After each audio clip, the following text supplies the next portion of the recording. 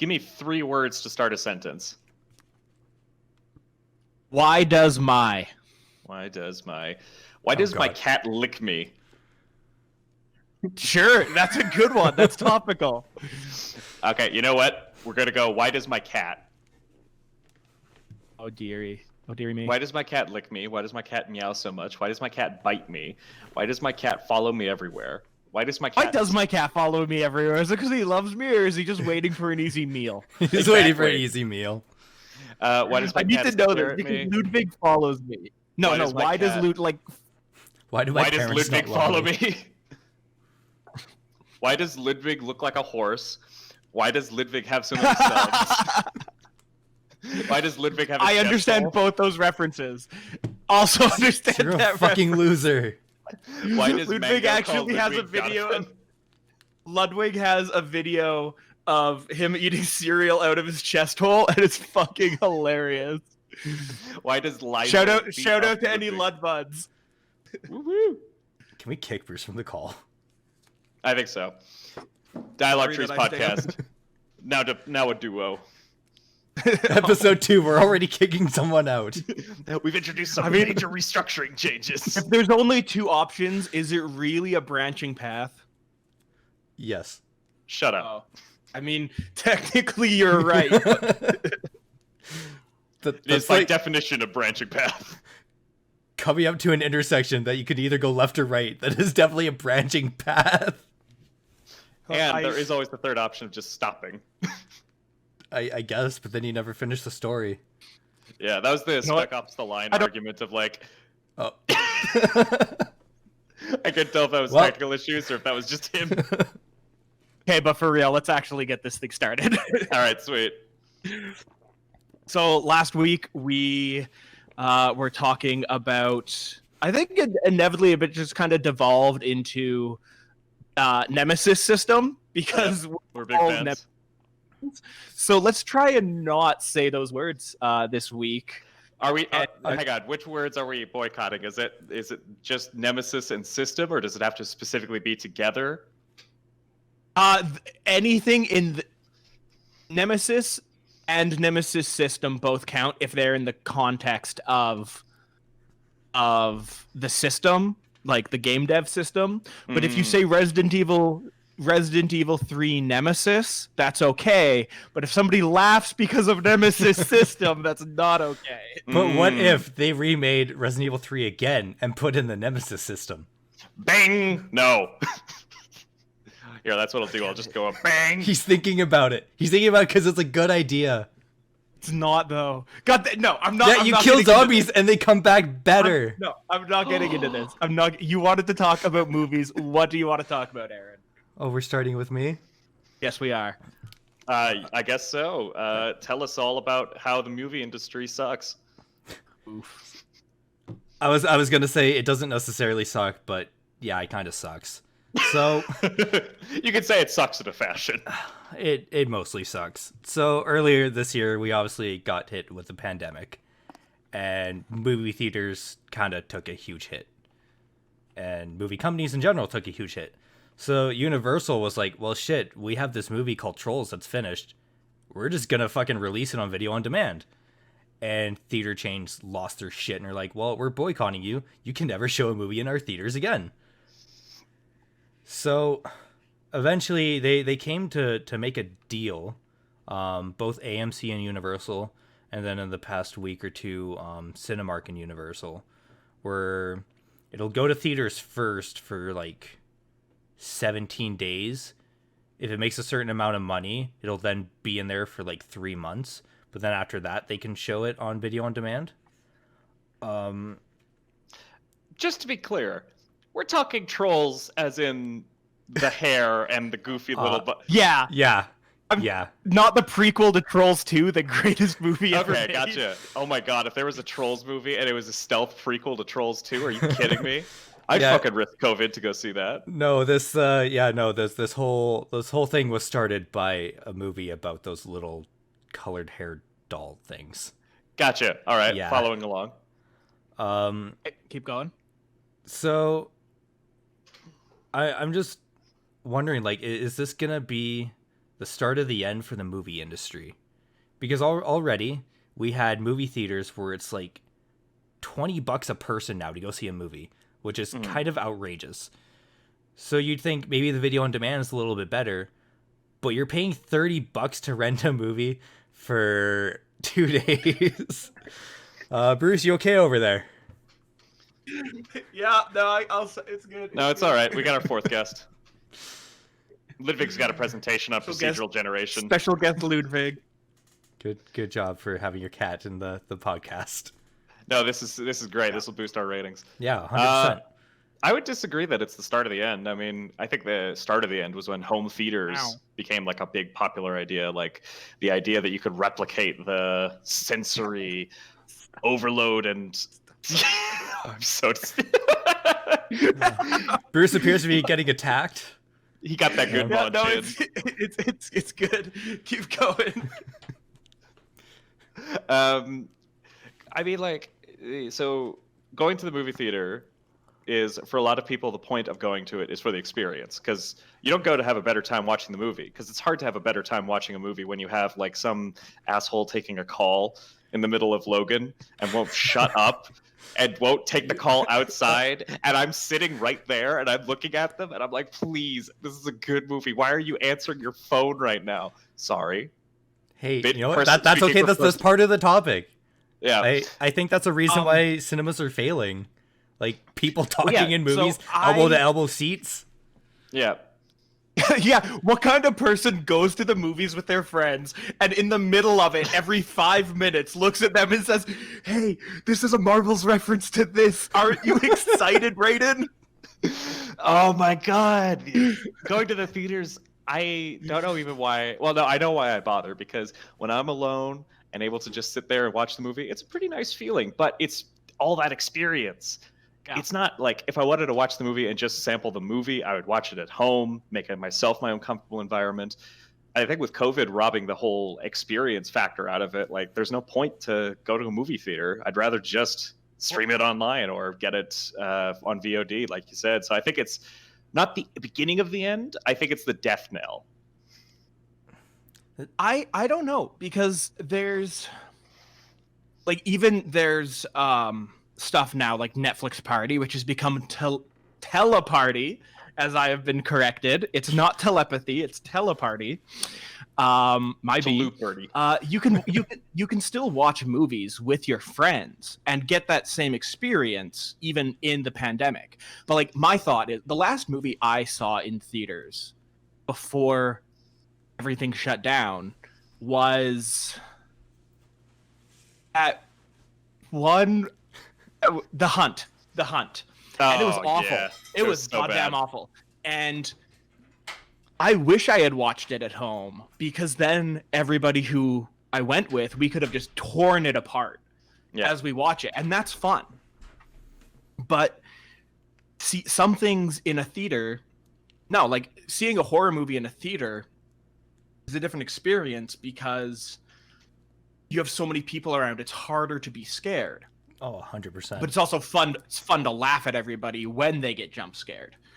But seeing a Marvel movie in theaters is an event unto itself, because everybody's so excited. There's this general atmosphere of just buzz of electricity, of people saying like, "Oh, what do you think is going to happen? I heard this is the spoiler. What about this prediction?" And trying to get those last minute things in. And as soon as it's over, it goes from like silence to maybe some tears. I have cried at many a Marvel movie, R.I.P. Maria Hill. And then you have people just ecstatic again to be like, "Oh my goodness, what's going to happen now? Is Galactus going to come?" It's that fun sense of community that happens when it's like we all just sat through that experience and had a great time, and now we can all talk about it. We don't, because it's awkward to talk to strangers, but like you could totally just who turn around talks to and strangers anymore? Like, fuck that. Exactly. I think we're also focusing a bit too much on like the larger scale of theaters, because I mean, independent theater has always been a thing, and like cinemas just doing their own thing. In Edmonton, we've got the Garneau, and it is a cultural landmark for theater geeks to go watch something at the Garneau, whether it be the Rocky Horror show, the monthly The Room I love The Room showings. so much. I It's hate such The a good Room. movie. I hate Bruce, shut The the fuck Room. up. Shut the fuck up. I hate The that- Room at the Garneau. Totally, but it is a thing you cannot get outside Exactly. of Yes, that is an environment. experience you can't get anywhere else. I think it's a shame if that goes away, but I don't think that those events are enough to support theater because you do need the big movies, and then for the most part, it's more convenient to do it at home. But see, I Yeah. don't see those smaller chains going away. I see the Mm. bigger chains going away. Yes and no, because there's always going to be big blockbuster movies that people want to see in public. Like, and maybe I'm a weirdo, but I kind of got sad when the norm became pre-buying your tickets. I liked waiting in line for 5 hours to get tickets for opening night. Some No. of my favorite memories were waiting in line with my older sister. We'd go to premieres all the time and we would like camp out with our friends and wait. And it was fun because you meet the weirdos in line. Like, I get that I'm the minority in this, but I Those are like dark that. days, man. Those were dark, dark days. I enjoyed that. So I think there's others who like it. I understand we're in the minority. No, I'm pretty sure you're on your own here. But Minority of one. Yeah, still a minority. But there's always going to be that blockbuster that people do want to go out because it's kind of like a bragging rights thing, right? Like, I got to go opening night. Like, I saw why- Endgame day one. Yeah, but is there anything? not even that. different from I having went on that the versus- Wednesday night show. Is there anything different from like having that be like an opening night frenzy, being at home and you're ready to like stream it as soon as the link is open because the movie's just been released? You press it there and you're like, I saw it opening night. Does it matter that you're in a theater for that? I think this comes down to like the whole introvert extrovert Mm. thing, right? Like, there's going to be people who would, absolutely would be like, well, I got my home theater system. Like, why would I spend the $20 on popcorn when I can like have a blanket and a tea at my own house? Like, different things. But I think that's where blockbusters are the outlier, and just your standard artistic film, the stuff that's not the newest Christopher Nolan or MCU or dumpster fire that is anything to do with DC. Aquaman was okay. Their movies have started to get better. Fuck Amber Heard. Yeah. But I think that there is going to be a place just to be like, oh, well, we're all going to go out to this movie. Why would we pay $15 each when we could pay 20 or 30 and have the movie for 2 days at home? Like, we can have a night of it, kind of thing. I think that's a very good point. I don't think that's enough to keep the movie scene alive. I think that as much as extroverts prefer to go out to like an event like that, I don't think it's strong enough to resist the fact that digital entertainment is so much easier to consume now and so much more prevalent that like even if we prefer it, I think a lot of people will start just doing it at home and like having like watch parties and more shit like that. 100%. Yeah. Okay. One more thing that I'd like to bring up then is there is a certain experience you cannot bring home, and that is That's IMAX. the Room. Do you think that if more large theater chains start closing or being only in like the largest of cities kind of thing, do you think we'll see an uptick in the amount of directors using IMAX as a way to get their films into theaters? I don't see so. IMAX disappearing. I honestly, it's hard for me to even think about people that I know who go specifically for the IMAX experience. I know people who do it when they're at the theater and it's like, oh, it's only like a few bucks more. We may as well make an event out of it. I don't know anybody that's like, I have to be there and see it in IMAX because that's the only way to see it. You and I saw Blade Runner in IMAX, and we made the conscious effort to go in IMAX. Yes, that's true. We're nerds. We're freaks. We're geeks. And we would. I can already say we will go see Dune in IMAX because Denis Villeneuve, like, all right, he's earned my IMAX trust. He's with Nolan. Those two all go see their stuff in IMAX, right? But assuming again, Dune I is think it's ever a launched in niche. the theater, Ooh, like we're not just sitting around some bombed out bunker, like cradling the only reel of Dune that escaped the calamity. What if instead of releasing Dune, they released the Dune ARG, but it's just the no. post 2020 millennia. Oh my Everybody God. gets a free, if you pre-order, you get free spice. Please don't give ideas to people. Oh man, please do. Fuck it, we need Dune to make a comeback. That's like a science fiction franchise that I think needs to be up on the level of like Blade Runner or Star Wars. Like, love Dune. It's so crazy. It's stupid in its own way. I think that coming out with the movie is going to do that because people like Blade Runner was a cult classic until 2049 kicked it back into gear, right? I don't even think so. I think 2049 is like also got into cult status because Yeah, that movie is forgotten about pretty quickly. I know, and it's so good. It was good. It was good. To be fair, I have only seen it once. I've only seen it once in theaters. I You're have part of the not watched problem. it since. Yeah, I think that like we got so off topic. You know I what? can't even That's remember. okay. Yeah, that's what the conversation's about. Okay, so steering us back in. I'll concede. I think that video on demand stuff is going to be way more popular. I remember the first time I saw a movie that just launched in theaters available to rent on TV, and I was like, that's weird. But now, like, the big one, controversy aside, is Mulan. So that then raises the next question of what if, because Disney's its own thing. Disney's always going to do its own thing. But what if Yep. Netflix made you pay to rent Netflix originals? What if you had to pay to get Castlevania?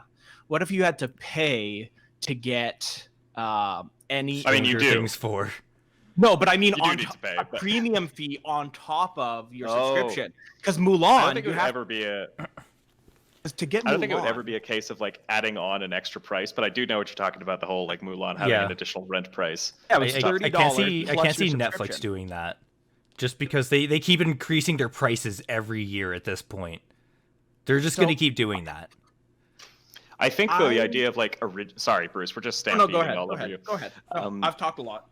I think that the idea of like streaming service specific movies is going to be interesting because how do you judge something fairly if you can't access it in the first place because it's not on a streaming service you pay for? So like if your goal is every year to like, I want to watch all the movies nominated for an Oscar Best Picture, and they're all originally came out on video on demand streaming services, but they're all on different networks. Is that something that like is going to fracture the industry even more of like, well, I'd really like to watch The Lighthouse, but it's an Amazon Prime original, so I just want to say this: The Lighthouse, fucking awesome. great movie. I've been meaning to watch it. Been meaning to watch it, just haven't. And the person I was going to watch it with, I can't go see because of COVID now, so that'll have to wait. But I don't think it's going to fracture the industry because with now, we have so many streaming. Everybody has their own streaming platform. We're just back to the days of having individual TV channels. 100%. Because they're like Like, every that's- network now has their own streaming service. Like, oh well, I have friends. You should just subscribe because we have friends. That's, Yeah, you- and then we have Peacock nothing has The else, Office, but like nobody we have gives a fuck about friends. anything else. Yeah, so I don't think it's going to fracture the industry because you're still going to have piracy, and you're still going to have people who just What's want to that? do Piracy? No, not piracy. but Like some you're- dashing rogue sweet guy. I don't see it fracturing the industry. I understand, but I think if anything, it might increase the amount of quality films we see because it might do the whole increase competition thing. Well, yeah. Look Right, at because- Netflix. They're trying to push out so much content, new animes, new movies, just because all these people are popping up with streaming services now. They're like, shit, we I need would even people say in here. Netflix has a better than 50% average for good stuff, in my Yeah. opinion. Oh, definitely. Compared to everyone else, yes. I mean, I wouldn't even say that like that was something that was unique to them because like it all started with House of Cards as far as the first big Netflix original that people were like, okay, you got to subscribe to it. Yes, can't watch it now. Super uncomfortable. Yep. But like No. they were leading the charge as far as I'm concerned, and it wasn't like a Yeah. reactionary thing. They knew ahead of time like we want people to go for Netflix and Netflix first. We need to give them something that they can't get anywhere else. Is Netflix the MCU of streaming platforms? Good question. Changed the game. It was ahead of its time. It's a very ambitious crossover. I would go, it's the Fast and the Furious of streaming platforms. It started out kind of wonky around like the whole early 2000s that had trouble finding its footing, but then like late 2000s they really got their groove together, and the people, they like rebranded, set everything up nicely, and printing money. Yeah, and then now it's over the top, and I have no idea what's going on with it. Exactly. I actually think that's a much more apt comparison, because I don't think Netflix had any of this shit planned out from the start. No, Netflix doesn't have a Kevin Feige. Yeah. Okay, no, that makes sense. I don't want to see theaters go away, but also like I'm probably just a person who says that because they don't want to see an industry die, versus somebody who uses it all the time. Because like I love just like, even over this lockdown, I've just gone and streamed movies with friends in, one, like just using an app or something, or just on Discord, and like talking over and like doing your own version of Mystery Science Theater 3000. Just so much fun. See, I feel like this is an industry that kind of needs to die. Kind of needs to. At least for now. And I'm not saying it's like, film producers' faults. It's the movie theaters themselves. Like, their prices are just way too out there. I shouldn't, be going to the theater, 2 tickets, like $30-$40, and then paying like another $40 for 2 popcorns and 2 pops. Yeah. I think that's point. a case of like the prices had to rise in their mind, because to combat the fact that people weren't going anymore. People are going, so you have to raise the price, so people stop going, so you raise the price, so people stop going.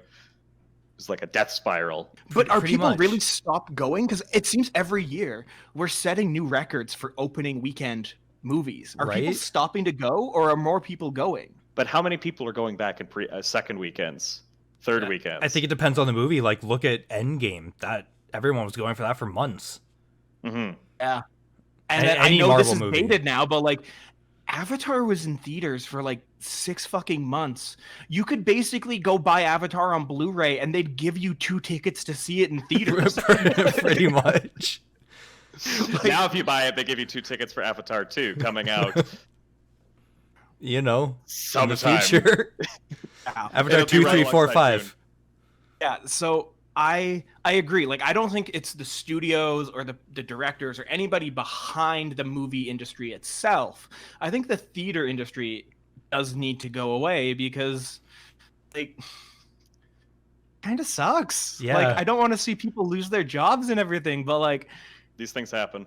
They don't pay well, and like if a job doesn't pay you a living wage, is it worth having it as a job?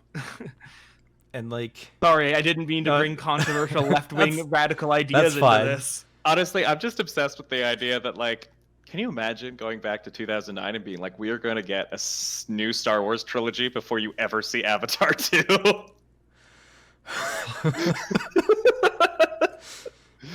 Oh man! Hey, Marvel's gonna release like an entire cinematic universe before you get Avatar 2. We're gonna get Thanos on screen before you leave. We got a second Lord of the Rings trilogy in that time. Oh god. 2009 was a wild time. We got the entirety of Game of Thrones before Avatar 2 came out. Okay. Here's the real question: Winds of Winter, the book, or Avatar 2? Which launches first? Trick question. If they're gonna settle it on the day of, with George R.R. Martin and James Cameron having a boxing match. No. And the winner fights Gabe Newell for Half-Life 3. Winds of Winter first, but it's gonna come with tickets to Avatar 2. Oh my god. And then you get an exclusive demo included of Elden Ring. I was about to say, all the FromSoft fanboys are in here just waiting for Elden Ring. Yeah. Okay. All right. So, on the subject of digital distribution, I do think we're gonna see more shift that way, because I think everybody's realized that it's the best way to do it now. We don't need to have physical spaces for all these things, and there's a lot of people who there's a lot of demand. Like, look at the Switch, how it sold out over spring when Animal Crossing dropped. Like, this thing's been out since mid 2017, and it had another sales boom because of the pandemic. So I'm wondering who's going to be the first to really crack cloud gaming. Like, you guys know I don't have a gaming PC. I'm a plebeian. We forgive you. Yeah, but if I could find a decent system to stream to my laptop on, like, who would be the first one, do you think? Because we've seen a couple takes on it, but none of them have been Did you say good. Google? Yeah, no, exactly. I think that I should be paying a monthly sub fee because I love subscription fees, like MMOs all the way, and I should be buying my games on top of it. Yeah, 100%. Like, I'm gonna sell you this burger, and you're gonna pay me while you take bites out of it. Fuck.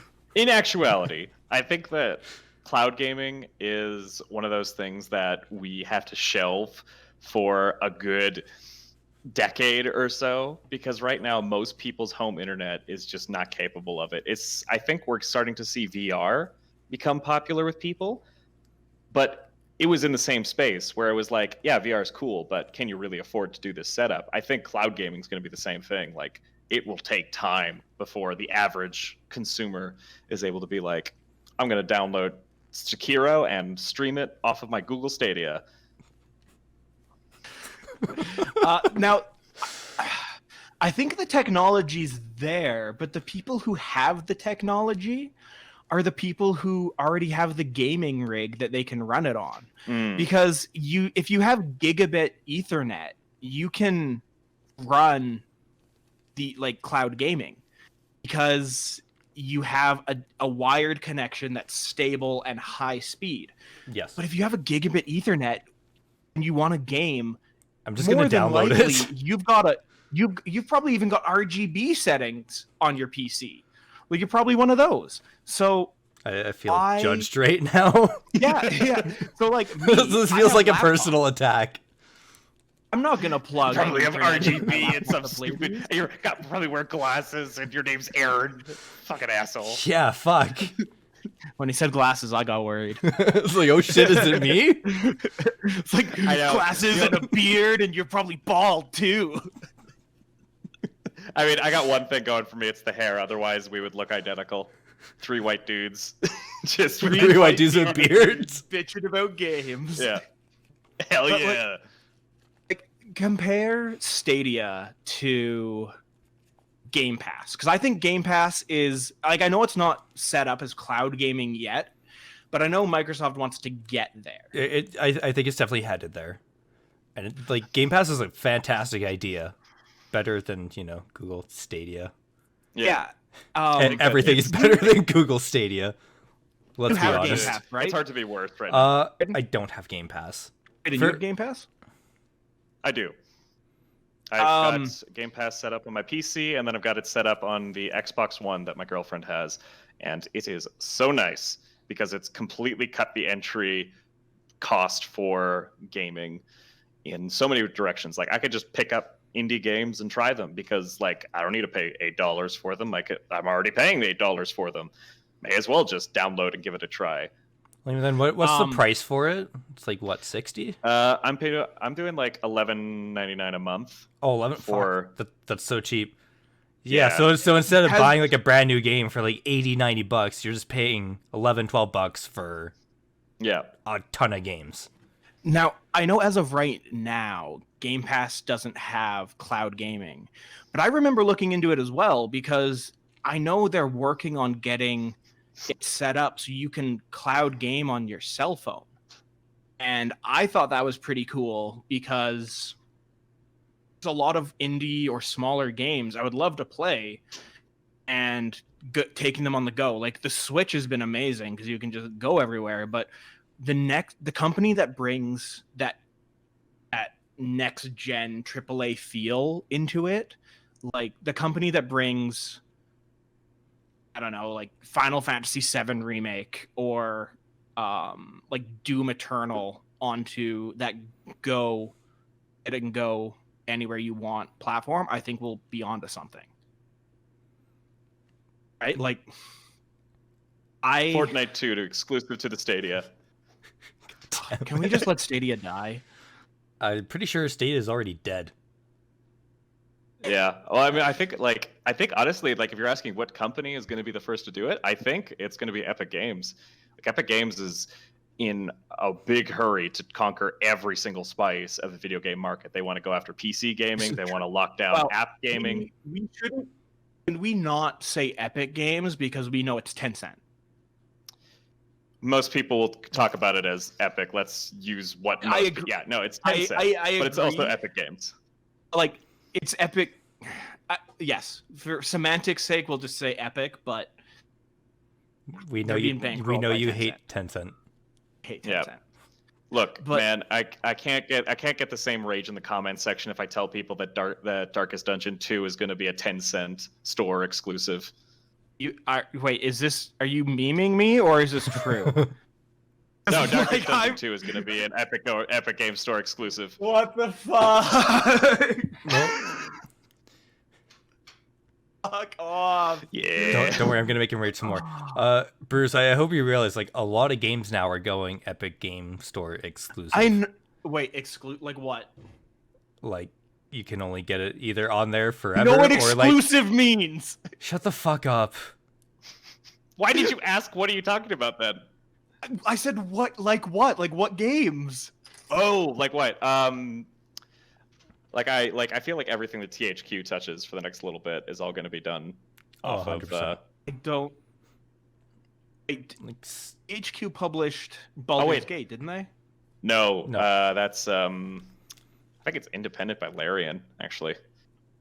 I know Larian developed it, but did they publish it? Maybe I'm wrong. Give me a reason why I should care that Fortnite and Epic Games are taking over the world, aside from their shitty Apple commercial. I think it just means that like the services towards the developer is no longer as important as just the bottom line, because I think that's the main thing that Epic Games offers is it offers a competitive rate with Steam, but it doesn't have the same community. So I was gonna say, what's the difference between this and when Steam launched? Because Steam's been around for so long, of course they have this thing now. Yeah. But is it bad that we've got like good old games and Uplay and Epic Store and all these that are trying to compete? Like Uplay is shit. Origins is shit. Yes. Well, that's because Ubisoft and EA are bad corporations. Yes. Yeah. But the only reason that people let Steam get away with it is because for the most part, Valve doesn't act like a sociopath. They hide that pretty well. Well, I think it's the fact that Steam was always a bit more user-friendly and had more software and features developed for the sake of the user. So it wasn't just a great platform for developers. It was also a great place for people to download mods or assemble community forums and stuff like that. Epic Games is almost exclusively working right now to get publishers and studios in. They don't give a shit about the consumer. Okay. So that's why you see so many Epic Store exclusives, is because that's their policy. They go after the studios, throw them an attractive enough deal, get the game on the store, and then you could have it as an Epic Store exclusive, another reason to download it. It's not trying to provide the same experience that Steam is, because Steam is trying to cater to everyone. So, because I'm kind of out of this platform storefront market because the most I deal with is Nintendo's eShop, which is its own fucking problem. But we won't talk about the eShop. Yeah, no, that's for another day. But I think I understand what you're saying now, whereas Steam is very consumer forward, or at least more consumer forward, whereas the others are just trying to pad their own bottom line and trying to build a monopoly, whereas Steam had a monopoly for a long time, but it seems like it was almost like the altruistic kind. I mean, let's not diss too much of the Epic Games Store. It has its own bad policies, but like for an independent or mid-range publisher, like I was talking about Darkest Dungeon 2, I'm sure that the reason that Red Hook Studios is publishing there is because they don't have a major publisher that they're working with. They want, a company that can survive. And Steam is a very competitive market. If you could get a better percentage of the shares with Epic and continue to fund the game that you want to make and develop that indie market, I feel like that's a virtue of the Epic Game Store as far as that's concerned. I think some of its policies definitely are still shit. Like Steam takes 30%, and then whatever engine you use, they take another 30%. You get a government grant, they take 30%, so you're left with 10%. You're making no money. Epic Games takes 5%. Yeah, 5 fucking percent of your money. So at least indie devs are making some sort of thing there. Actually, I would say it's like less indie and more like mid-range, like the mid grade, like not AAA, not indie. It's like the soft, gooey middle ground right there. Solid A games. Yeah, like a double A games. Kind of like our bread and butter, the three of us. Yeah. Yes. Like Ninja Theory, Creative we'll Assembly. play indies. We'll play. Yeah. Okay. Yeah. No, I can see that because we've talked how we think like AAA is gonna die. It's gonna cannibalize itself. We're gonna see another ET Atari. Hey, we're gonna have a whole topic about that in the future. Don't you worry. I'm pulling the MCU thing, and I'm putting Thor's hammer in the background of a scene. We're setting up future podcasts. Yeah. We're gonna have so many crossovers with ourselves. We'll have the Nostradamus prophecy of the great video game crash of 2022. I'm showing the Infinity Gauntlet for the first time, but it's the right hand instead of the left hand, so it's canonically incorrect. And then just randomly in one scene, it's be like, oh, this is fake, and knock it over. Exactly. Fucking great movie. Okay. I think I think you're right. Backing up a couple steps. VR is going to be more important going forward than cloud gaming for now, because the only people who can really make use of cloud gaming don't need to make use of cloud gaming. Yeah, and that's why Stadia failed. Well, okay, sorry. Stadia that's the only reason why the Stadia failed, but that was a big reason why before it came out. Fucking the Ouya walked so Stadia could hang itself. The Ouya walked and got the stool for Stadia. Yes. I was gonna ask for permission, but no, I'm just gonna take this and post it on Twitter. This is totally my thought, 100%. It's happened. It's happening. You know what? It's happening right now. You can go ahead. Yeah. You can do it. No, I'll do it after.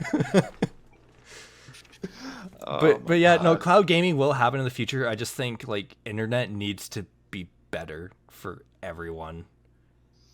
Yeah, the only experience I have with cloud gaming is watching you, Brayden, play Dark Souls 2 and hate it because nothing was working timing-wise. I tried running God of War, not the new one, God of War 2005 on my PlayStation 4 with a fairly standard Canadian internet speed. Not a thing. It chugged like a motherfucker. I honestly would have gotten a better experience just using an emulator on my computer. The best internet that 2 university students could afford. Exactly. So not good internet at all. I mean, it was decent. We had decent internet. Yeah, it was fine for everything else. It was literally just streaming games that put it to the limit. I mean, Dynasty. I already feel bad enough about playing Dynasty Warriors 6. I don't need choppy frame rate and cow coming in every second line to remind me that I'm playing on PlayStation Now. Sorry, Sao. PlayStation Now is a good idea, but I think they definitely need to fix a few things. The one reason why I got it, honestly, was to play Red Dead Redemption. Gave up on that idea as soon as I got PlayStation Now. If you don't mind, I think I kind So- of want to hijack our conversation. Absolutely. I was trying to segue over to you. Yeah, well, I didn't get to do a topic last time. I did the fun little segment, but I didn't get to do my thing. You Show promised us us a inside topic, of and your we head. didn't get it. I was Oh, quite yes. upset. I was Yes. upset. Okay. Sit up, chillins. I'm gonna tell you a tale. Okay. Uncle Brayden's Chillins? gonna tell you about how Dungeons and Uncle Brayden's I'm gonna ready. tell you how Dungeons and Dragons killed the video game industry. So, rewind 1970, 1980. Video games started to become a popular thing. Dungeons and Dragons started to become a popular thing. There was a It's point where Gygax. the two mixed, and it invented the video game genre of an RPG, which is a hard thing to quantify now because everything's an RPG.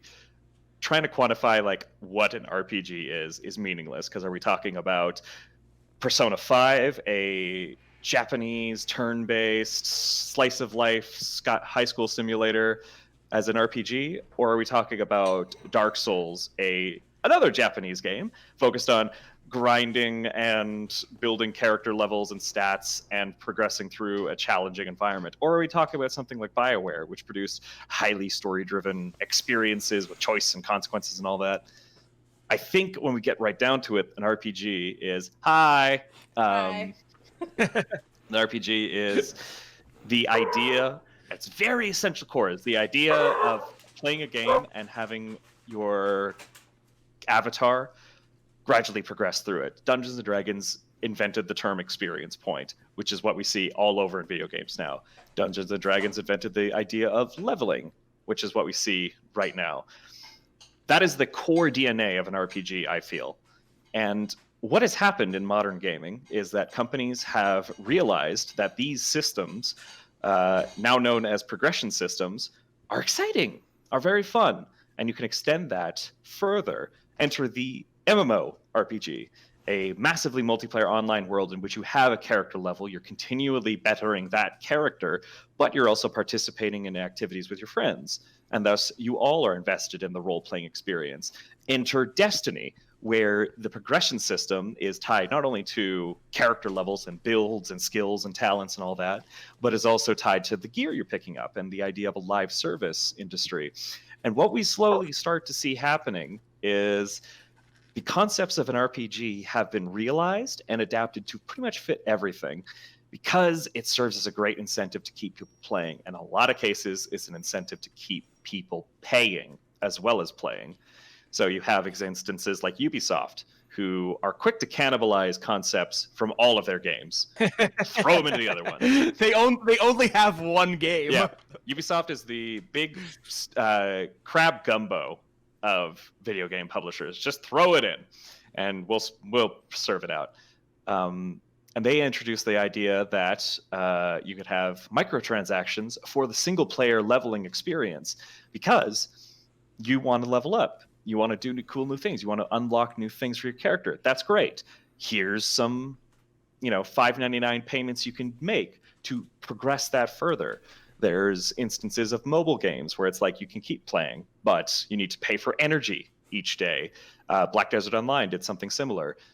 And so what we're watching is the idea of an RPG, that core progression loop that you're tapped into and going in over and over and over again, is now being used to drain people of their money and time and resources, and like keep them hooked into the IV pole, as it were. And I think, yeah, like a lot of this makes sense from a business standpoint, because they found what brought people in and then said, okay, well, we're going to do as How can we make corporations money do and off of make this? money. yeah, And I've seen it permeate everything. There's a pretty standard like marketing tactic called gamification. And gamification doesn't have to be something insidious. Like, there's good examples of gamification, like in learning. But for the most part, gamification just refers to, or it shouldn't just refer to, but the race to the bottom has been, we'll just put a progression system in, which is leveling up. So now we're seeing even things that aren't video games have leveling up and unlocks and these things, and it is kind of ridiculous. And Steam has a progression system now, for fuck's sakes. Like, fuck. Well, trophies. Look at PlayStation trophies. They have levels associated with them. And when you said like all these RPGs, like how it's kind of just become a monolith that doesn't mean anything. Like, all I could think about is like, you play RPGs, like you love tabletop, you love Wizards of the Coast, like anything with a different system. Well, you know what I mean, though. I like RPGs. I'm so on Wizards of the Coast. Fair. That's understandable. But and then like you loved Dragon Age and the original Dragon Age. I hated that game. I didn't get it. I couldn't stand it. I always loved RPGs. My conception of an RPG, though, was Green of Time, Japanese Twilight Princess, Kingdom RPGs. Hearts, like action RPGs.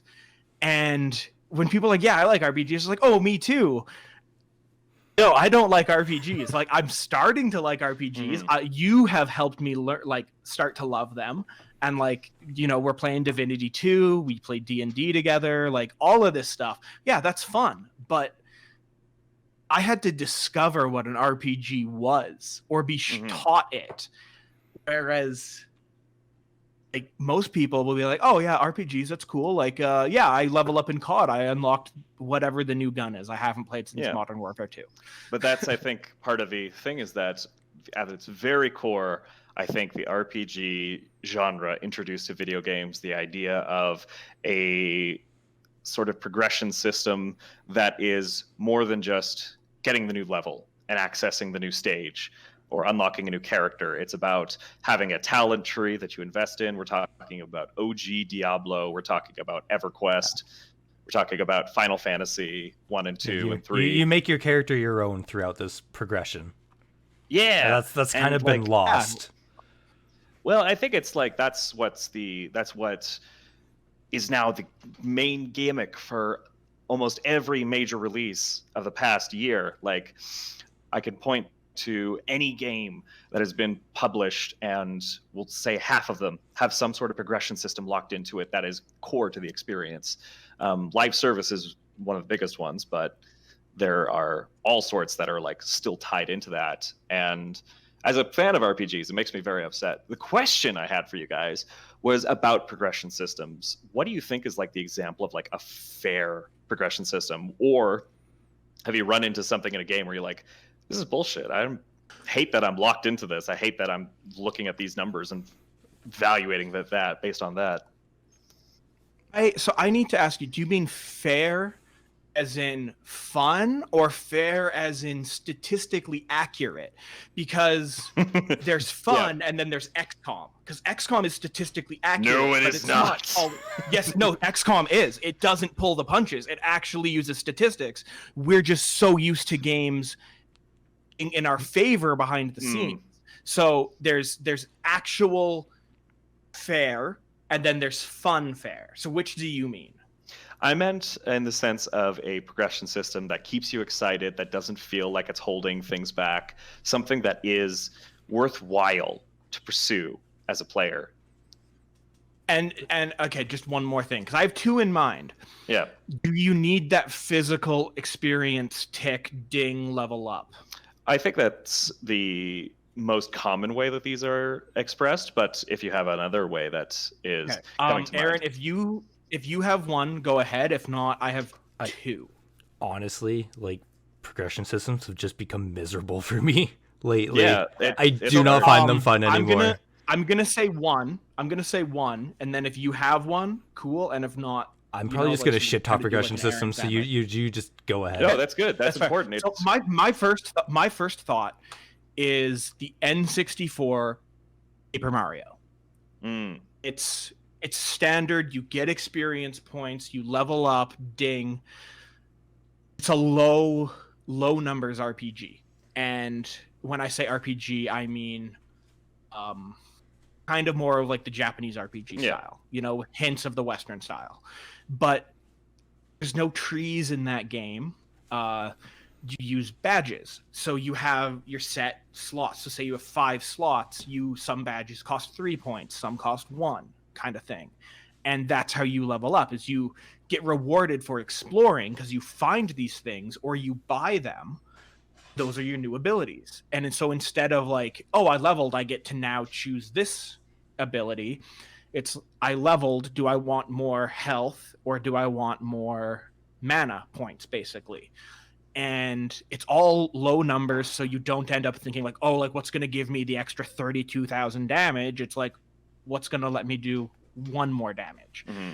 And I know it's Nintendo, so of course they try to make things kid-friendly, but Nintendo,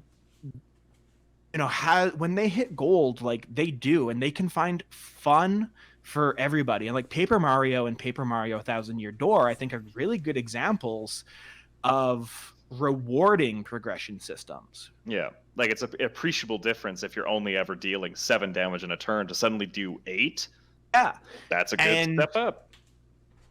And you don't really have, like, grinding only really gives you more health, the occasional more badge slots, but it's not like you're just gonna start learning all these crazy new moves. You have to kind of get those through exploration. Like you can find new abilities, like a new hammer that lets you destroy like stones or steel, or boots that let you double jump, kind of thing. Like that's there to play through the game, but you don't have to grind. Grinding's not fun. No, I think that's actually debatable. I think that there is a large population of players who enjoy grinding. I mean, I'm gonna shit on grinding in a bit. Absolutely. I don't think that's grinding. I think, in my mind, there's a difference between grinding and the gameplay loop. You should always enjoy the gameplay loop. Grinding is when you break the system to do a repeatable action. I define it as just repeating for the sake of getting something. Screw it. I'm gonna go my stuff now. Okay. Do it. Like a fun example of grinding would be like Dark Souls, where you're killing people over and over to get souls to level up your stats to get that 1 extra damage to kill a boss. Not fun grinding. Say Dark Souls is a good example because you are perfecting the technique to kill the enemy. Yes. Because you have to learn your parry windows and your dodge times. A not fun example is fucking Pokemon, where I'm getting new fucking monsters every 5 minutes, and guess what? They're like 20 levels behind my shit, so I have to spend a fucking hour battling the same fucking 3 Pokemon in one fucking route just to get competitive-wise for my fucking gyms. I was so happy to see Temtem come out, because Pokemon needs a competitor, because it's been coasting for years. Oh, definitely. It's time for their number to come up. Pikachu can't save you now. I think the last Pokemon I played was Diamond? Shit, that's way back. Hey, you know what? Diamond was good. I got Diamond for my birthday. Like, I don't know, I was like grade 6 or something, got Diamond for my birthday. I was like, this is great. Super fun. Most fun thing in that game was the base building. I didn't give a fuck about leveling my Pokemon or battling. My friends would just come over. Base building, be like, this is such a fun base building game. That's all we did. Was like, man, this game is so much fun. Like, you guys are just playing Minecraft before Minecraft was the thing. You caught Giratina? Yeah, man. Cool. Let's go to the bases. Yeah. So, yeah. My other example is, I think, the modern progression from that Paper Mario style, and that's Hollow Knight. There's no physical levels in that game, but you, by exploring and doing challenging things, you get more health, you get more soul, basically, which is your mana. You can, by doing challenges, you can level up your weapon skill, your weapon damage, things like that. There are kind of that Metroidvania style collectibles for abilities, but that was a rewarding experience. I loved exploring the map in Hollow Knight. The boss battles were fantastic, but the map was fun. And again, I'm one of those weirdos. I did the Wilted Flower quest line where if you get hit once, you have to restart. I did that. It was amazing. It was fun. It was fun. Like, I think that is, and that kind of quest, or sorry, that kind of progression where you can just hit flow state in the game loop. Like, I don't call that grinding, because grinding is Pokemon. Grinding is you're not getting enjoyment out of it. Grinding is chores. You don't want to do it, but you have to. Like, look at the Batman games where you're exploring around and like you find this brand new gadget that you can now use for your fights. I think that's a good progression system. Which on top of that, they did have levels in it where you're leveling up and getting new skills. Yeah, but because the fighting was so good. What I always find crippling is whenever it's a case of the progression system, an RPG system comes in the form of numbers that hang above enemy heads, and until those numbers are lowered, you have no chance of fighting them. That is not an interesting game loop. That's just guiding me in the direction that you think I should go. Assassin's Creed Odyssey, not to pick on Ubisoft, but I'm going to keep picking on Ubisoft. Awful for that. Fuck that game. I love it. I hate it. I hated playing it. I loved it. It was a very confused relationship, but I think the game part of that was so frustrating because everything was just governed by numbers. There wasn't an appreciable difference between a higher level enemy than me. The health bar was just not fun to chip through. Yep. And that's what I think is a very boring one. I think Borderlands, very similar. We all loved the idea of the looter shooter RPG mechanics back in 2008 when it came out. Was it the olden days? Kind of very back when Bruce had a full head of hair and no facial hair. Oh, and I think I hadn't even met either of you yet. Edmonton, Alberta was a little town with a well. Yeah, but it's not fun. And even like titans of the RPG industry, Final Fantasy. Look at 15. It's a lot of the same. Like, that game was arguably very fun, but there's portions where it's like, I just can't go here because numbers. It's not my skill that's stopping me. It's the numbers that are stopping me. In which case, what I did is I just kind of stood behind something so the enemy couldn't reach me, and I used a gun for an hour. It was awesome. When you I think that's more so. The player breaks the system rather than give in. Yes, I love breaking the system. I love what's the word? Sequence breaks. I love sequence breaks so much. But I think what you're describing is more so like a problem with open world games than it is with like progression systems. Because open world games, they're like, oh shit, well, we don't know how to balance everything, so let's just, kind of guide them into a direction by like making these enemies so hard to kill that they just don't go here. But the idea of like having a numerical requirement of your level that you have to get boost in a certain direction, I think that is unique to what we're talking about. Yes. I think for me, the other big idea was, Grief. Oh. Jesus.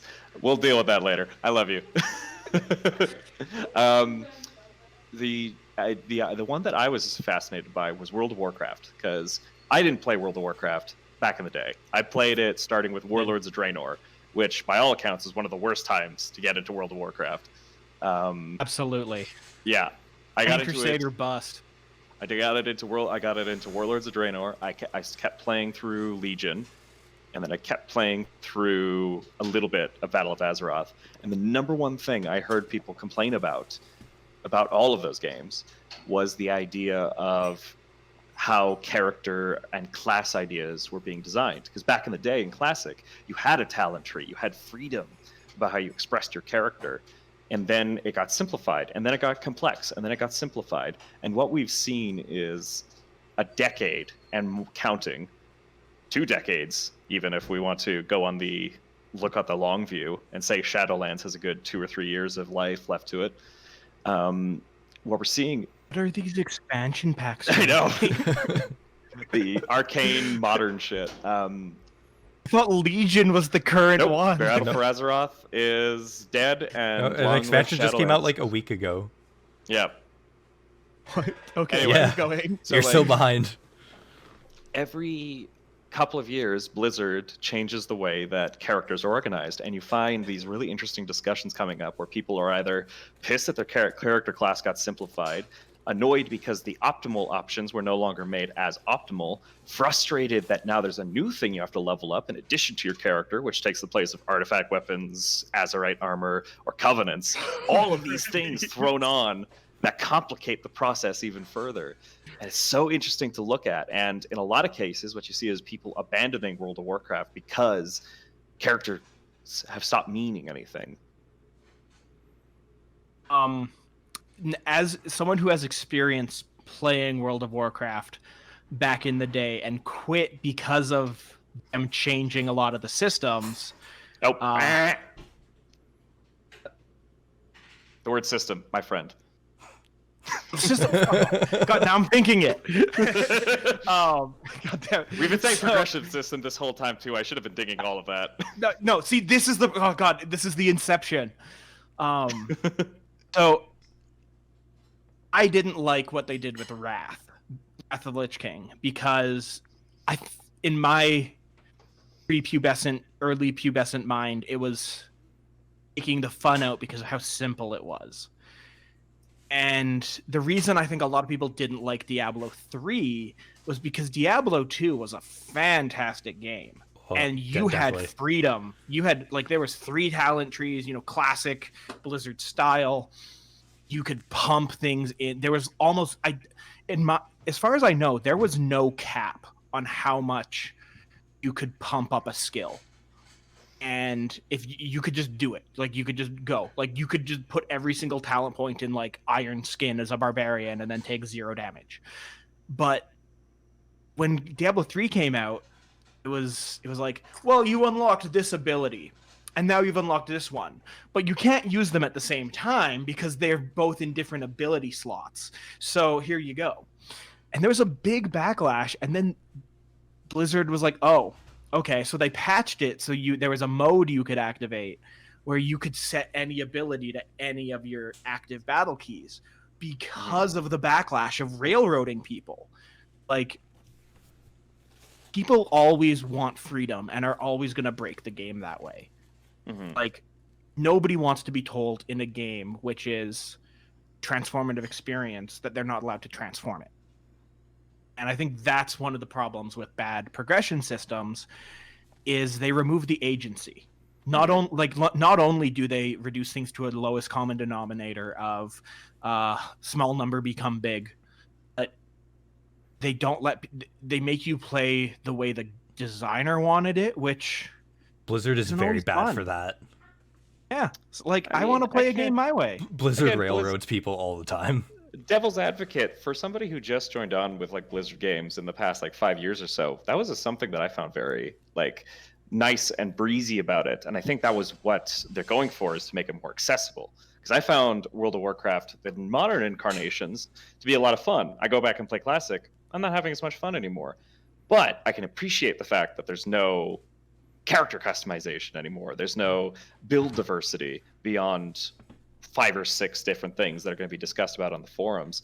So it's like, it's a question, like, do you want the company to, like, continue this trend it's on, because currently it's working out very well for them, or do you want them to go back to, like, being an actual RPG developer? Because that's always, like, yeah. I'd rather them focus on the fans that got them there instead of just trying to pull in the new people.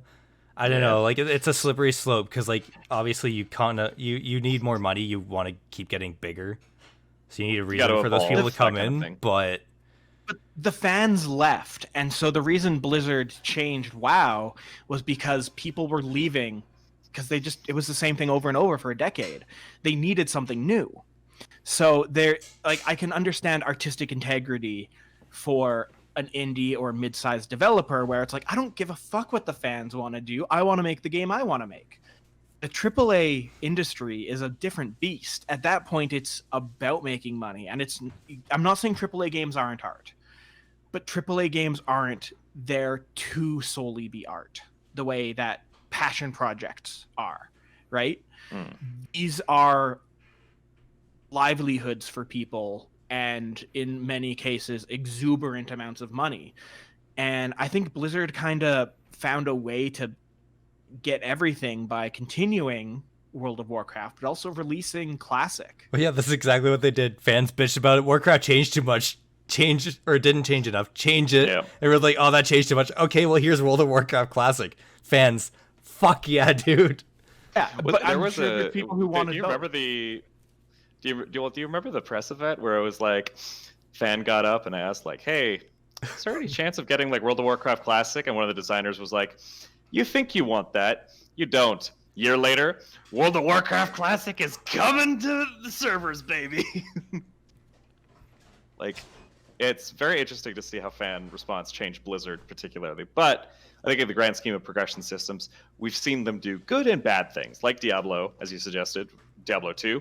Yeah. Freeform, you can fail, you're free to create stupid builds, whatever. Diablo 3, not really. It's all based on the optimal legendaries, optimal runes, optimal everything. See, I Diablo also think... 3 is just numbers go bigger. That's the game. It's brain dead. Yes.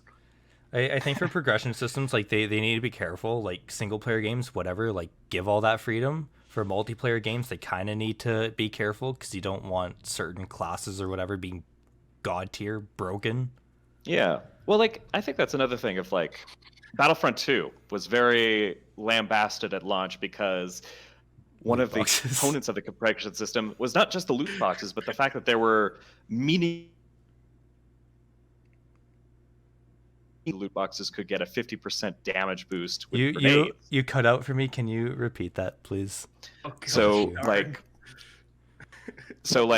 there was meaningful upgrades in the loot boxes. So like somebody could get a star card that was like 50% damage boost with grenades. That means that if you jump into the game with somebody who hasn't played at all, a complete newbie, they will not stand a chance against you because you've been playing long enough. Yep. And like that's a way of rewarding the player for investing a lot of time. But is it really fair in a multiplayer environment to limit your success behind, the pay to win ideas? Like Halo 2 is a competitive multiplayer scene I remember fondly because it was just fun to play it and just be awful at it for a while. And then you have people who were really good, but that was a question of like learned skill. There wasn't anything in the game making somebody who played a lot better than just their own knowledge of it. See, I think that started going downhill with COD 4 when they started adding in a progression system to get weapons and perks. Yeah. Sure, we bitch about Battlefront 2, but like, is it really any different other than the loot boxes? No, it's a continuation of the idea, but yeah, I think it was Modern Warfare that they just started ruined that by like, hey, what if you just give us money to get these things? Do you want to? You don't want to play 20 hours of Battlefront to play Darth Vader, right? No, I didn't think you did. Just throw us $10; it'll be fine. Hey kid, here, you want those? Give us more money to not play the game. You want to buy some death sticks? I was gonna say. Fuck, he has an actual canonical name, and I can't think of it. Everyone in Star Wars has a canonical name. Yes, Yeah. they do. There was a book released that was just, God. this is completely off topic. There's a book released that was a bunch of short stories written about all the side characters in New Hope. So like, it's 50 short stories, all from the perspective of the background extras that you saw in the cantina scene at the Death Star. It's so great. Can't wait for the book about Gene's guy. I just want to know how well that Jizz Band is doing on tour. That's the name. Space Jazz is called Jizz. Yep. Thanks a lot, George Lucas. You literary genius. This is why he needed to write the sequel series. So, I think to kind of decompress from, or maybe more compress from hating on big AAA companies, we should have a shitty game jam. Hell yeah. And I personally have some ideas, and can I ask you, Aaron, to be our judge? Yeah, I'll be the Shark Tank person. Okay, now which one? Bruce, I've never played Shitty Game Jam before. I'm getting there. How does it work? I'm your biggest fan, little Timmy. That's creepy. I think my cat's my biggest fan because he's sleeping on the couch. Anyway, Yeah. so what we're going to do is Brayden and I are going to independently come up with the two things that are going to set our parameters for our shitty game jam. Brayden is going to think of the gameplay genre. So it could be a shooter, a tactical shooter. Could be like, so it could be very wide, like an umbrella, or it could be more refined. It could be RTS. It could be, I don't know, like just a different version of chess. Anything like that for the genre. Right? So we're setting some confinements. I'm going to think of the setting or theme of the game. So high fantasy, crossover like Kingdom Hearts, space, post-apocalyptic, zombie outbreak, anything like that. We're going to think of them. We're going to give them to each other. Then we are going to take time to, let's say, build our game in our head, take our pitch, and we're going to sell it to Aaron and see whose game wins the shitty game jam and will be the next big trip. I'm sorry. I'm sorry. Did you say take some time to think about it? Because I was just going to make it up on the fly. Oh yeah, sure. So okay, let's just run through it. Do you have a game genre? Yes, I do. I have a theme of.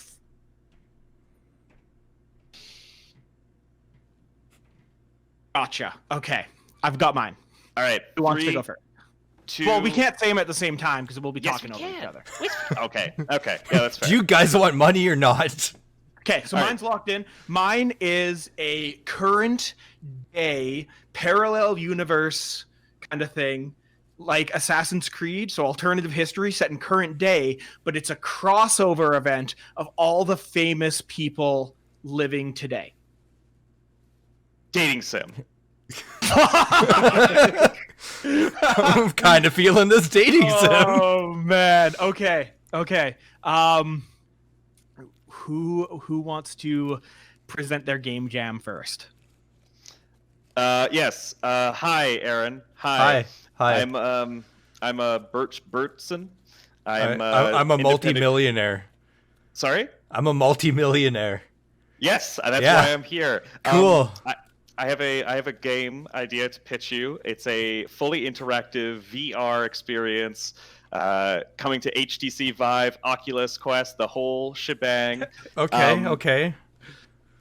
It's just called Fuck City, and the setup is that you are a single person of determinate orientation that is put inside this massive Google Maps version of New York City, and it's fully realized. All the doors open up, all the streets and stuff can be explored.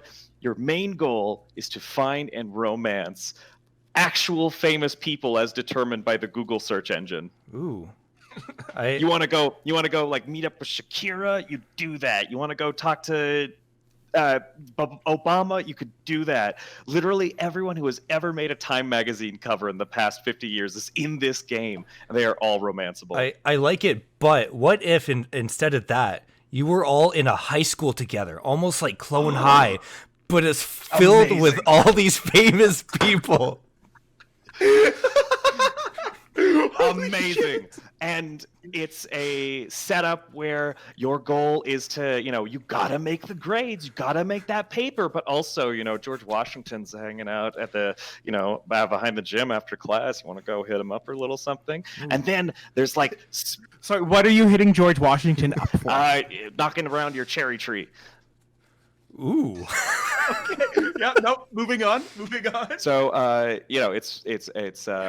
it's a comedy game in the style of Leisure Suit Larry, except instead of a comedy, it's just pornography. I'm making a pornographic game, featuring real people's likenesses. Okay. I think it'll be a great success. Will there be like actual sex scenes that we get to watch and participate in? I think that we're going for a whole new digital rendering technology. It was first used in the movie Cats, and it is a simulated way digital bodies to move together. We would show you a prototype, but right now it just looks like two wet noodles like clapping together and stuff. How are these sex scenes going to play out?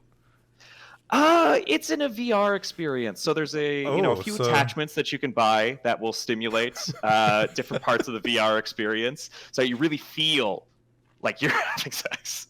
I love it. Thank you. Bruce, you're gonna have some tough competition with this one. I also have a game to pitch, and it is not sponsored by Fleshlight. Ooh. Sponsored by Trojan? So I'm sponsored, but we'll get to that.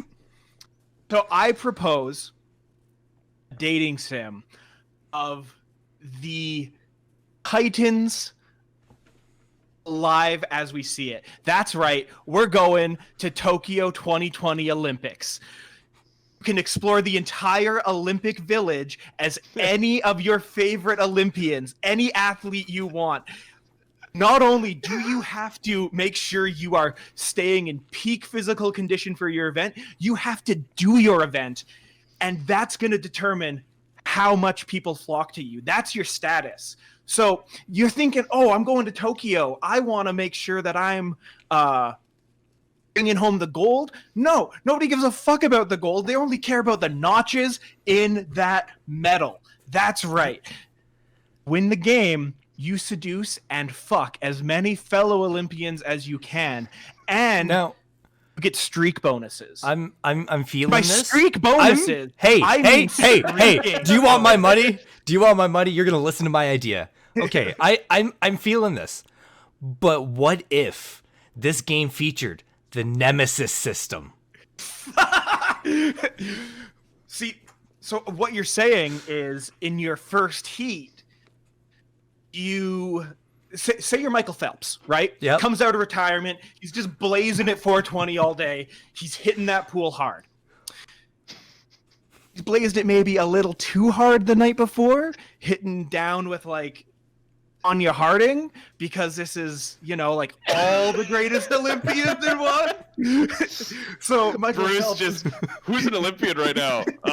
Tanya Harding. That's Michael right. Phelps. Usain Bolt. Whoa, that's DLC. We'll get there. Right. You gotta pay for the bill. lose your first heat, but by lose, like it's Michael Phelps, so he gets like second. Right? But now it's like, oh, this guy's so high on himself for beating Phelps, the most decorated Olympian of all time, that he's got that confidence boost. Again, medals don't matter, but he's gonna be going to Pound Town that night because he beat you. So you have to decide, do you join in and fuck him? Or do you try and win some points back by fucking some lower tiered Olympians, right? Get what I'm saying? I'm picking up what you're putting down. I'm getting a real day-night cycle to this game. Well, I mean, it's based in real life. Yeah. You have to go to your event. I mean, you could go to somebody else's event. Depending how charismatic you are, you might get in, you might not. Who knows? By get in, do you mean into a person or like to the event? Both. Okay. Maybe you're like, I just feel like playing doubles tennis today. But again, you're Michael Phelps. Like, he's going to be on the box. So that's why I'm using him, right? Like, he's signed on already. And it's totally not because you can't think of any other Olympian. Honestly, all the Olympians I know are last time I cared about the Olympics was like 2012 or 2010 when Sidney Crosby won the golden goal. Yeah. That's like the only other Olympian I can think of is Michaela Maroney, and she's not practicing any longer. So you see what I'm saying? So you're confined to Tokyo itself. There is obviously options to make it a live service with updates every 2 years for the following Olympic Games, right? You got 2020, you got 2022, 2024. You could either just take the same assets and engine and put a different, title on the box and sell it again. Or you could keep it as a live service. So, that's a little ridiculous. I can't think of anybody so stupid as to buy that over and over again every year. Exactly. Well, it's a sports game. Olympics Creed?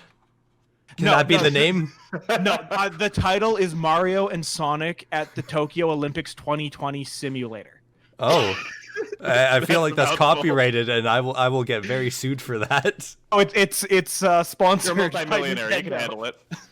It's absolutely sponsored by Nintendo. It's a crossover, you see. Okay, And they're yeah. famous for Super Smash Brothers.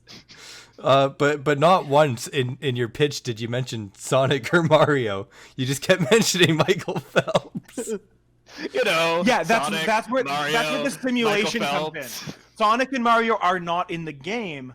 It's a simulation of the so- Nintendo Olympic games. Okay, so it's like they're in the game, but they're playing a simulation, and we're playing that simulation.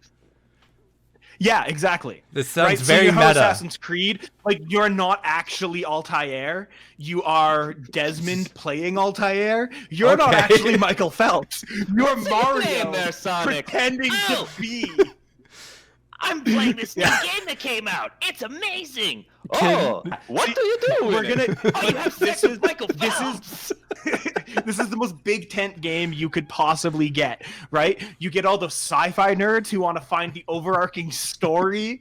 You get sports nerds. You get weebs.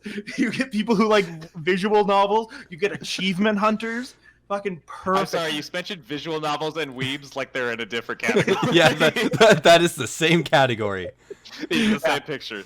So, Mario and Sonic at the Tokyo Olympic Games 2020 simulator. Okay, so to bring in even more people, what if we make it that Mario and Sonic are taking these new mushrooms that Mario found, and they're hallucinating the entire game that you're playing?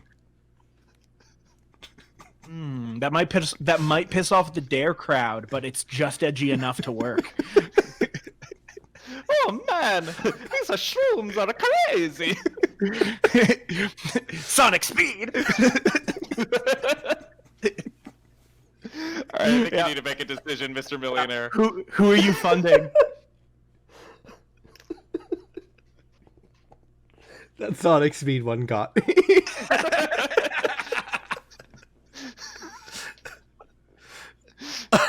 Sonic speed. No, Sonic. No. You're in a 12-step program. Sonic- You can't bring up Sonic You've Speed. been clean for a year, man. Like, why are you going back now? Gotta go fast.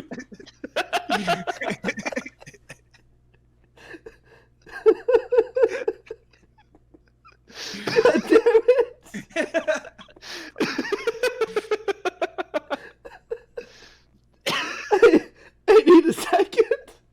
I think we broke it. This is where the magic of editing's gonna come in to remove just 5 minutes of laughter. Are you kidding me? We removed the first half of this and just do this part.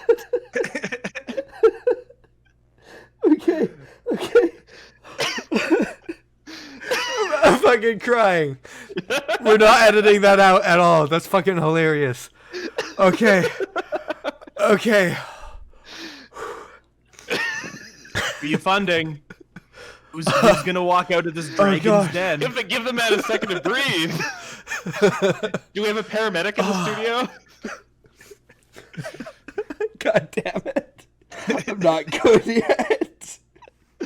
Damn it. Okay. Brayden, was there a title for your game? Yeah, Brayden, we need a title for yours. I said it. It was Fuck City. Oh, yeah. Oh, right. It's very Okay. to the point.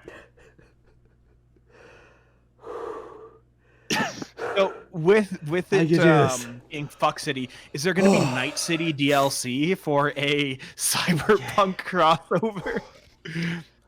If there is, Excuse me. which one is the real Keanu Reeves? There is no DLC, no way to pay for power. No DLC in this single-player game. Ooh. That's E3 Ooh. crowd cheering. You have phones, don't you? Is Keanu Reeves going to be in your game? Is he famous? Yes. Absolutely, man. Ooh. Okay. I need to ask you another question though. How's the dynamic going to work with Trump being in the game? We did say No. Time magazine. Yep, no changes. No changes. He is there. You can interact with him how you like. The game has fully supported dynamic 3D animations. It is You not go through the limited to- presidential arc.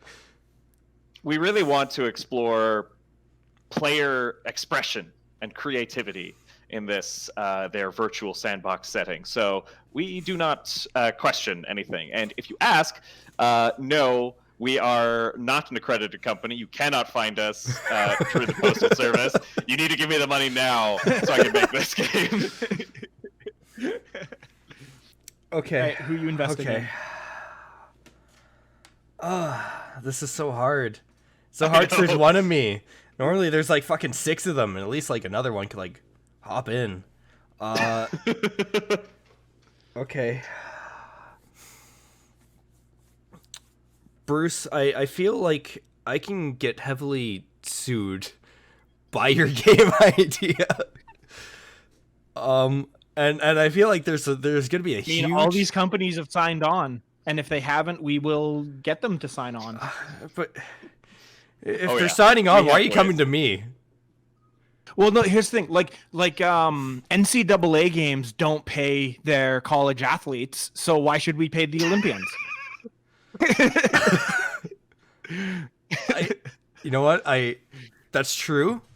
Actually, honestly, I feel like I could get sued for both of your games, to be honest. Now that I think about this. If they're dead, it's fine. Well, what if they're alive? If they're dead, it's fine. I don't think I can fund a murder spree. No. It's just we patch it every time a famous celebrity dies. Oh man, We're I can't wait for that Queen DLC. We're so sorry to hear about the passing of Sir David Bowie. Now in Fox City, coming Friday. To celebrate the life and work. You know, I Of know this who amazing artist. I'm gonna fund. So, as of today, all development on Mario and Sonic at the Tokyo Olympic Games 2020 simulator has ceased, and the development team will be moving over to the Fuck City development team. Just to bring special Michael Phelps updates. So you suggest a merger now? No, absolutely not. Give me no. the money, not him. Okay. No. My studio shut down. Are you sure? In the midst of it, you watched Studio Suicide. Halfway through your presentation, like, oh, you know what? Fuck this shit. Yeah, Fuck this guy. Episode of Dragon's Den, if somebody dropped the project they were in the middle of, just walked and ran out the window. I would rather play basically Clone High, the video game. Fuck City, bitch. Fuck City, bitch. You're right. The Clone High really brought it over the edge. It really did. Rest in peace, the Nemesis system. Actually, I could see like a Telltale Studios take on Clone High. Like, I could see that. I can being see a that thing. too. Oh man. I'm sorry, Bruce. Maybe next time you won't commit project suicide. You know, next time I'll hit the drawing board better. I'll come up with a better shitty game jam pitch, and I will take that crown. But it seems like Brayden is the winner this time. Thank you so much, Mr. Aaron. I will Make use me this for proud. investment. Yes. The first thing we're going to do is we're going to open up a Kickstarter. And then once we hit the first backing tier, you'll never hear from me again. I'm just putting this out there. I wrote down Sonic Speed shirt, so I know how to design a Sonic Speed shirt. That is going to be one of our shirts. If we ever do have shirts. We are going to have shirts. Sonic. This is happening. We're at least going to make Sonic Speed shirts for us all. I think that's an episode, guys. We've been talking for like an hour and a bit. Yeah, I think that's also an episode. We did good. We will continue to bring different segments after the episode, the discussion period. Let us know which ones you enjoy. If anybody has any ideas, please suggest them, and we will evaluate the funniness and fun of them. But If you guys hate the point is shitty to keep it. Game Jam, we're gonna be very upset. If you hate shitty That's Game what you- Jam, the next episode just gonna be shitty Game Jam. You're not gonna like this podcast if you don't like shitty Game Jam. Yeah, Just shitty do Game Jam yourself is the a favor funniest right thing now. we've come up with. All right, All right. Thank you for What's up, listening to boys? the Dialog Thanks Trees Thanks for the podcast. episode.